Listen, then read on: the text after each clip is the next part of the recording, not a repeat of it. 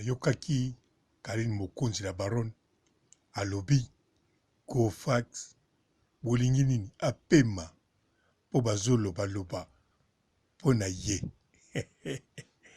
Ah la baronne Gofax Gofax apema ou bien Gopax ya aéroport mutu epema po Gofax oyo Pampi Mboma yo moko bengaki Papi Mboma bato nyonso babengaki Papi Mboma apema.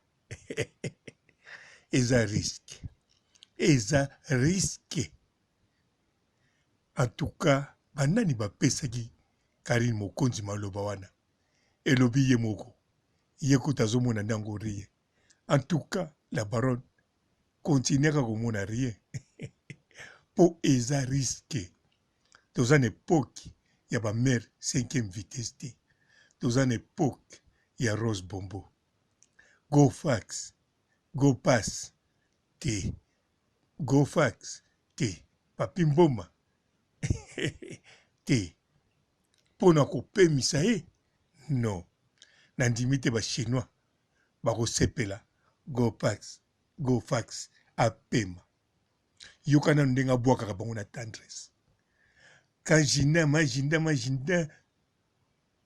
mama Anne mama ni mama na tendresse nyonso la choupette choupa Xbox azobwaka bango na tendresse papa matondo tondiste tondo lololo azobwaka na tendresse mère fashion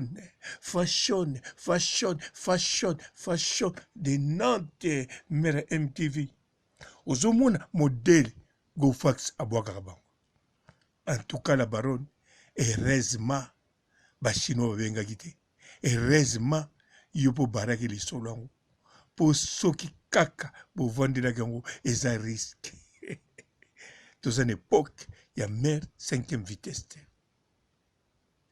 mbote bapapa bamama bandeko mbote barando na barandonete mbote bato oyo balingaka rando na baoyo balingaka rando te mbote ba jeune garçon na ba jeune fille mbote bana mike na ba bébé mbote ba Sainte Anuarite Sainte Thérèse Sainte Ingrid Kabongo bandeko bato oyo bazolobela Karine site ya Rose Bombo ekomi maison mère bango moko balobaka yango eza maison mère.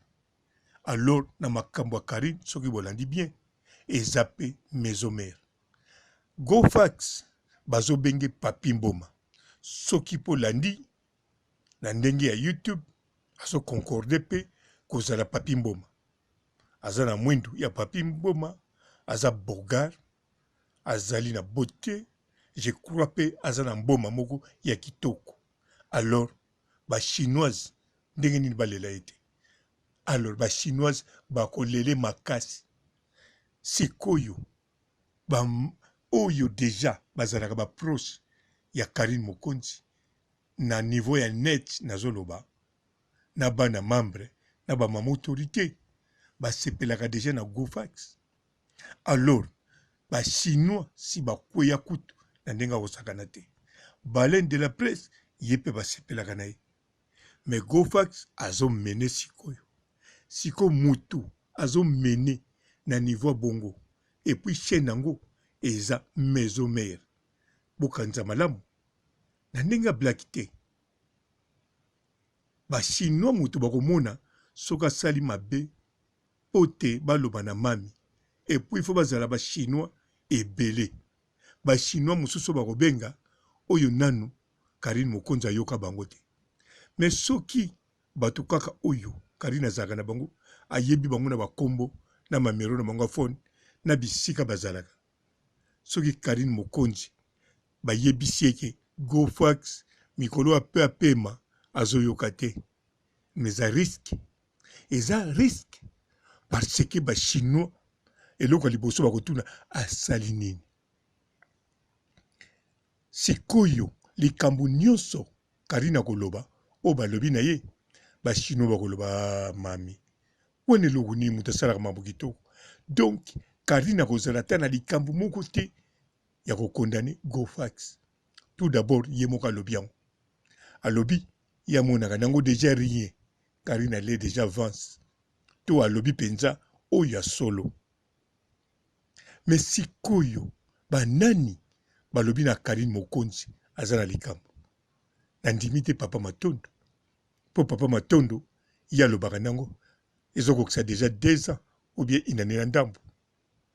Alobaka déjà nakanisa lobi liso akoloba lobi yana koloba soki maloba Papa Matondo nandimi te yango moto kotinda Karine aya koloba bongo mpo na Gofax ekozala enani.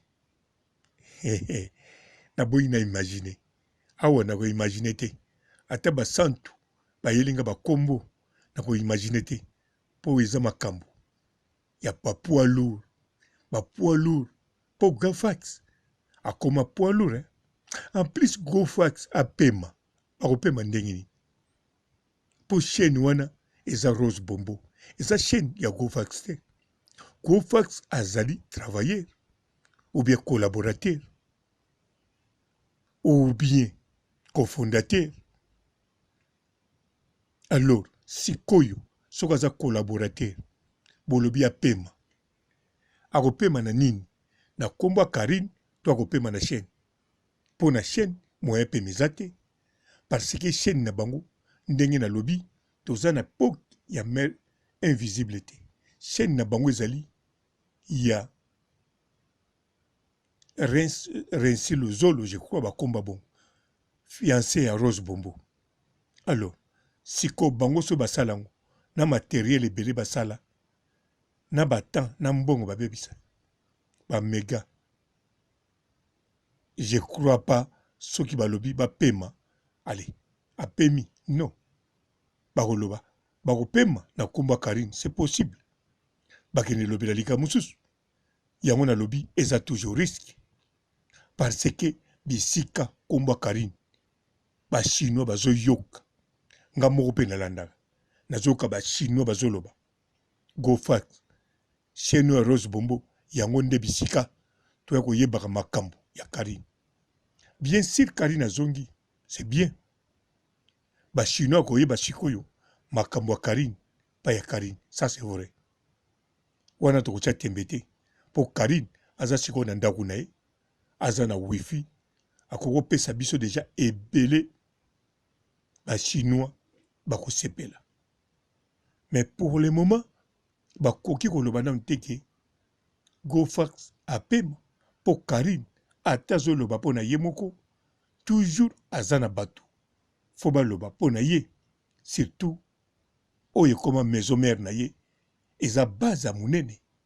Donc moto akuna mpo na kofunde pa ya Karine Mokonzi bafunda yango na légèreté fo bosala ata 15 réunions. Moto bokokofunda na facilité eza bato bazala na mwa Karine Mokonzi te neti biso bapapa robo okokobenga no fundi okokotinda no message audio Karine ayoki soki mpe Karine alingi koloba nete azwi kaka mbala moko atindelinga transfert ya message deja nayoka mabe nazosala.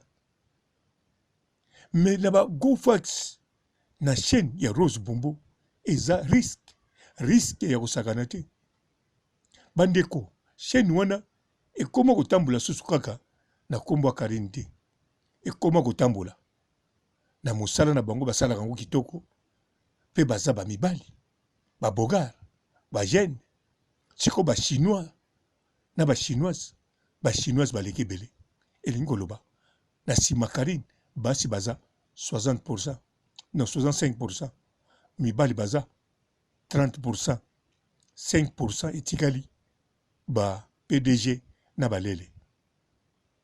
Alors Karine Mokonzi aza na bato ebele ya basi, en plus na kati ya basi eza na ba femme seule, eza na ba femme en couple, eza na basi baza na ba problème na mibali na bango bakonsolaka na maloba kolanda makambo ya Karine pe kotala beauté ya Gofax ya baleine de la presse basepelaka na ba beauté na bango yango wana balanda kango siko bango baza ba collaborateur ba collaboraka na mukolo chaîne donc mukolo chaîne ndenga za wana aza déjà na plan B soki bopekisi Gofax baleine de la presse batanga komba Karine te bokanisa te kazaka na plan B te aza nango po tango asala chaîne abandi lelo te aza na ba chaîne à part koza na ba chaîne aza na ba page ya Facebook donc na kati ya média azali la même magie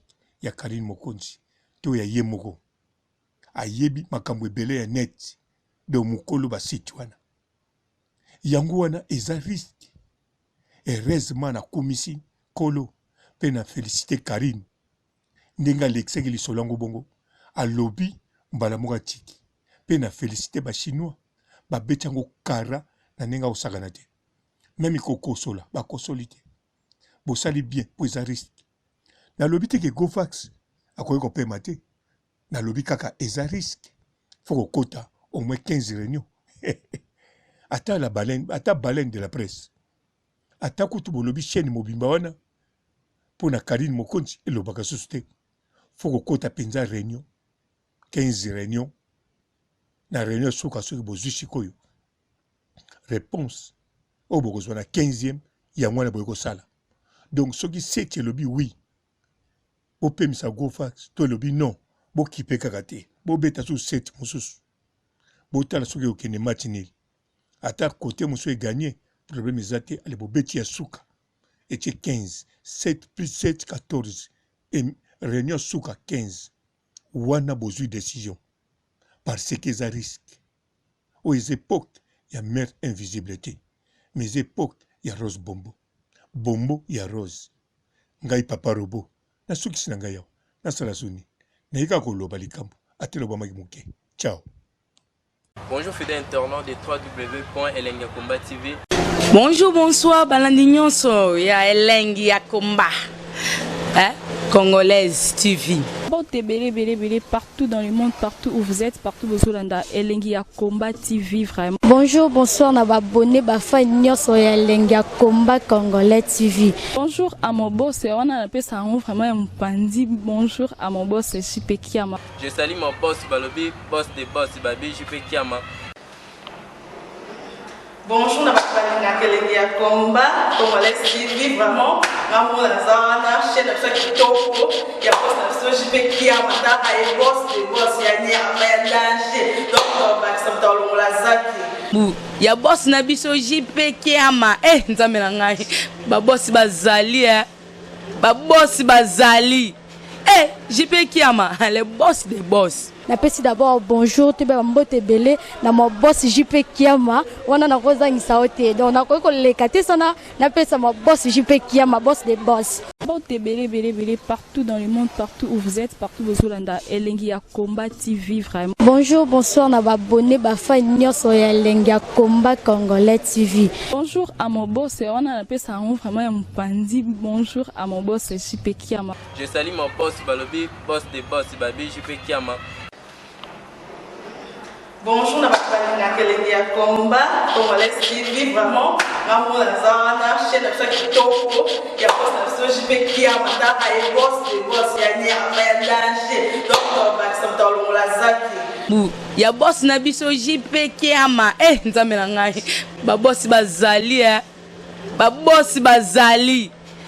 JP Kiama, le boss des boss. Napesi d'abord bonjour te ba mbote belé na mo boss JP Kiama wana na kozangisa ote donc na koyiko lekate sana napesa mo boss JP Kiama boss des boss.